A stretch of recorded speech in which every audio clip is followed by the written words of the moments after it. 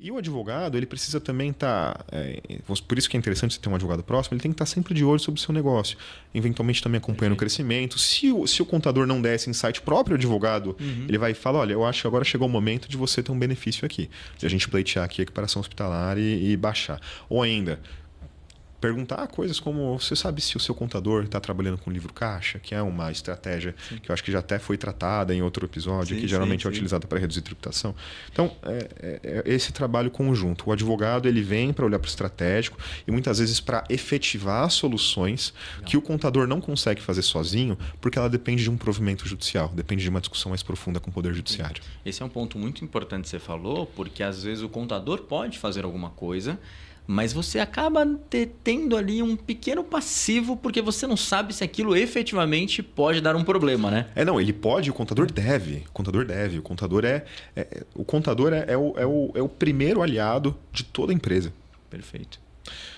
O advogado, ele tem que entrar quando as situações, primeiro, não são situações evidentes. Perfeito. Porque, como eu falei, se você fizer errado, a multa pode ser alta. Você pode tomar uma multa de 100% aí tranquilamente, mais juros, mais correção monetária, mas todo o trabalho de ter que discutir e lidar com essa dor de cabeça.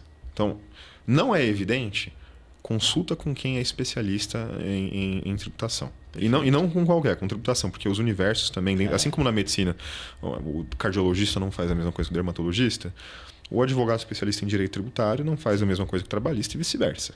Perfeito. Isso é um ponto Enfim, importante. tem que tomar um cuidado com o patrimônio. Né? Então, fazer isso, né? ter essa consulta e sempre trabalhar também com cenários, que eu acho que é um cenário interessante, de planejamento de patrimônio, considerando não apenas a clínica, o que ela está gerando, mas o patrimônio, muitas vezes, familiar do médico ou da médica como um todo.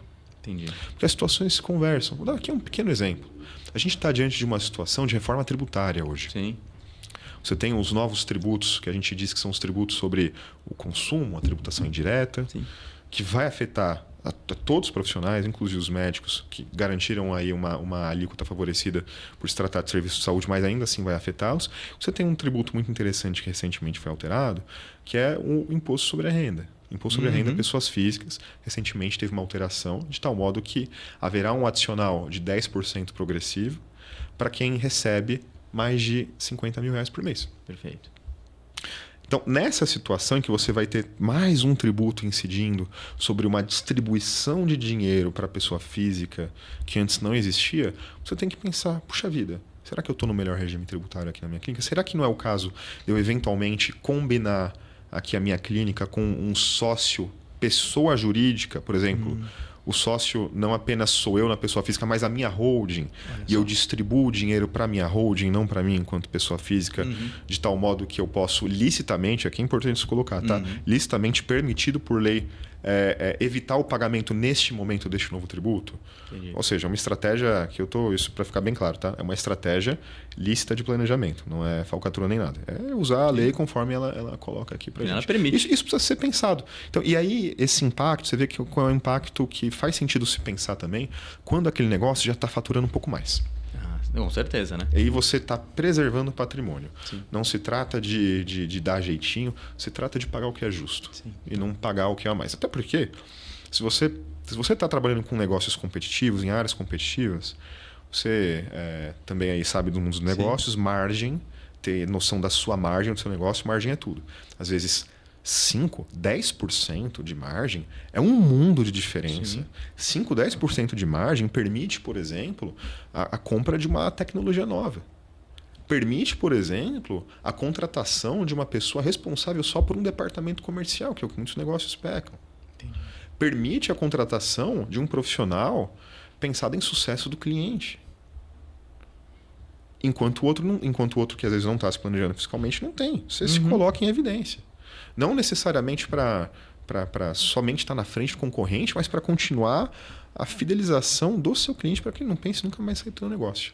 No final do dia, falar de tributação não é falar do pagar menos por pagar menos, ou ainda do pagar o que é justo somente por pagar o que é justo, mas principalmente para que o seu negócio continue no topo.